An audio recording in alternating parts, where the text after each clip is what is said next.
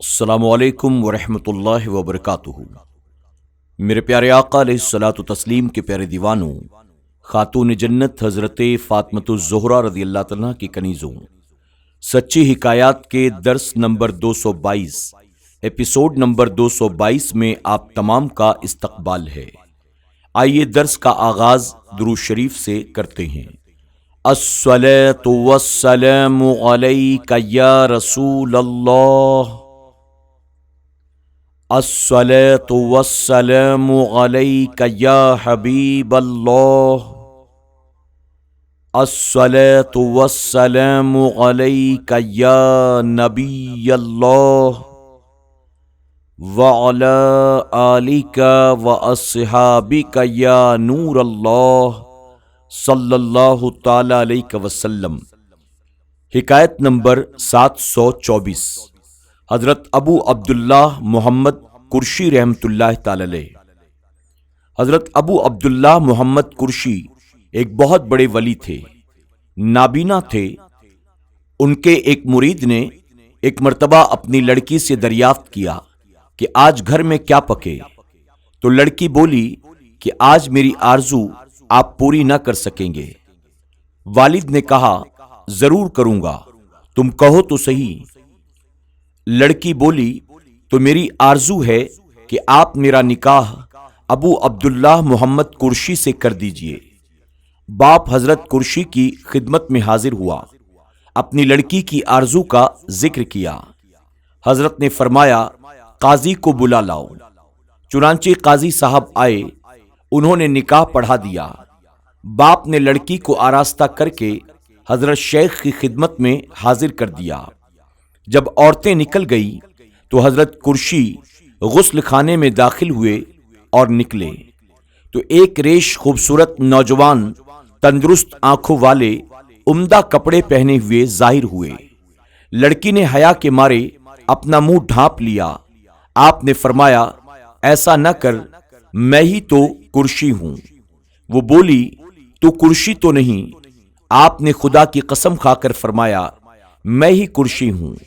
لڑکی نے پوچھا پھر یہ کیا ماجرا ہے؟ تو آپ نے فرمایا کہ میں تیرے ساتھ اس حال میں رہوں گا اور غیروں کے سامنے اس حالت پر نظر آؤں گا، لیکن میری زندگی میں اس معاملے کی خبر کسی کو نہ دینا۔ لڑکی نے کہا میں ایسا ہی کروں گی۔ سبق: اللہ والے اپنی شانوں کو مخلوق کی نظروں سے چھپا کر رکھتے ہیں۔ خدا تعالیٰ نے انہیں بڑے بڑے تصرفات پر قدرت عطا فرمائی ہے۔ یہ بھی معلوم ہوا کہ کسی اللہ کے مقبول کے ظاہری حالات کو دیکھ کر اسے کبھی حقارت کی نظر سے نہیں دیکھنا چاہیے۔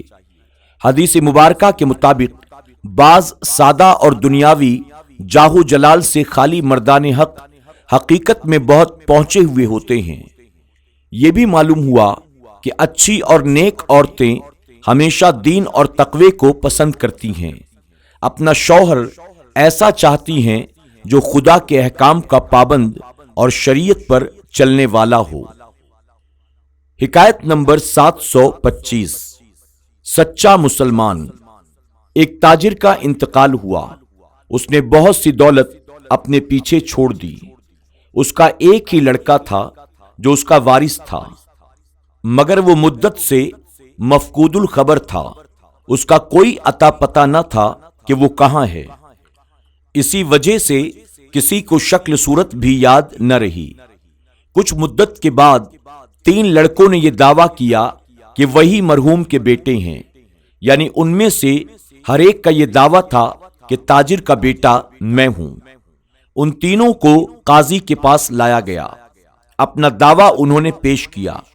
قاضی نے مرحوم تاجر کی ایک تصویر منگائی، کہا کہ جو لڑکا اس تصویر پر بندوق کا ٹھیک نشانہ لگائے گا وہی اس کا وارث ہوگا۔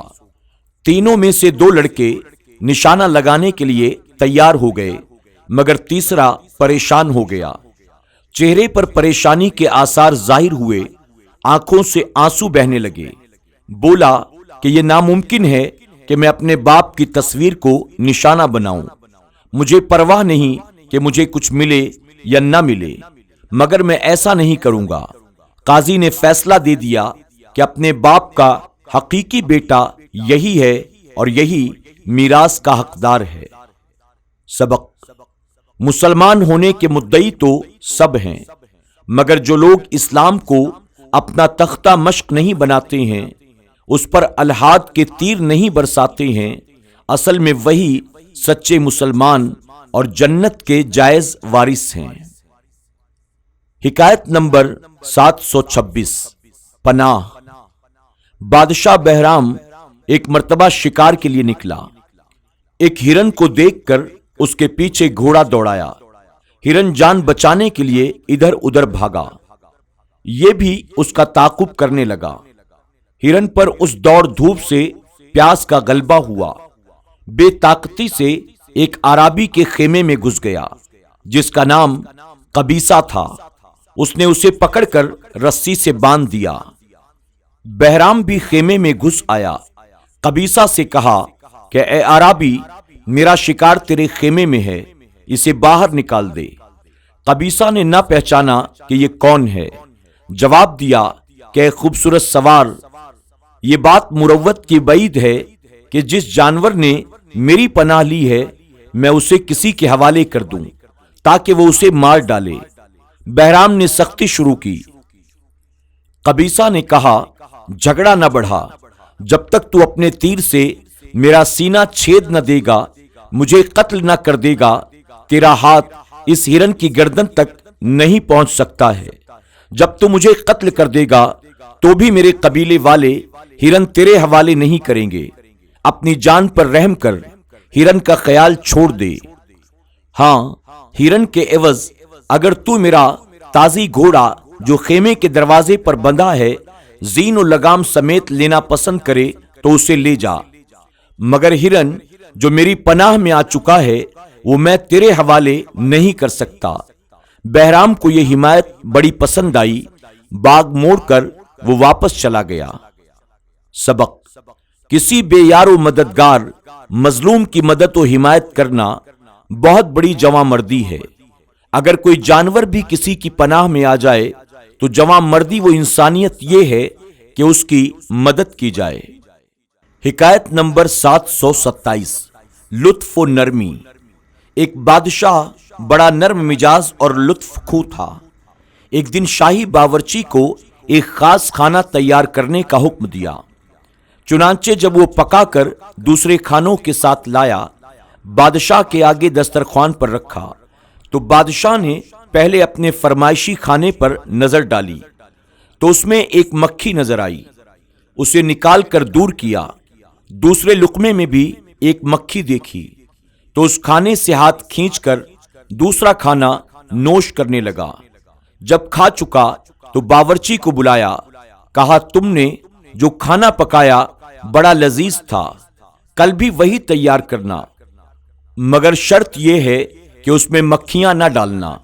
حاضرین اس کلام پر بڑے متعجب ہوئے کہ بادشاہ نے کیسے نرم اور لطف طریقے سے باورچی کو شرمندہ کیا اور ادب سکھایا۔ سبق: لطف و نرمی سے اگر کام لیا جائے تو وہ تلوار و نیزے سے بھی زیادہ کاٹ کرتی ہے، مگر جو موقع سختی کا ہو وہاں سختی ہی کام دیتی ہے۔ مثلاً غداروں اور سرکشوں کا سامنا ہو تو پھر لوہا لوہے سے کاٹا جاتا ہے، اس کے مطابق سختی ہی سے وہاں کام لینا پڑے گا۔ میرے پیارے آقا علیہ الصلوۃ والتسلیم کے پیارے دیوانوں، خاتون جنت حضرت فاطمۃ الزہرا رضی اللہ عنہا کی کنیزوں، آج کے درس میں بس اتنا ہی۔ جاتے جاتے آپ تمام سے گزارش ہے کہ جو سچی حکایات کے درس میں ابھی ہمارے ساتھ جڑے ہیں، جنہوں نے SDI آڈیو چینل کو سبسکرائب نہیں کیا، وہ ابھی سبسکرائب کر لیں، بیل آئیکن پر کلک کریں، لائک، کمنٹ اور شیئر بھی ضرور کرتے رہیں۔ انشاءاللہ چند نئی حکایات کے ساتھ کل پھر ہماری اور آپ کی ملاقات ہوگی۔ السلام علیکم ورحمۃ اللہ وبرکاتہ۔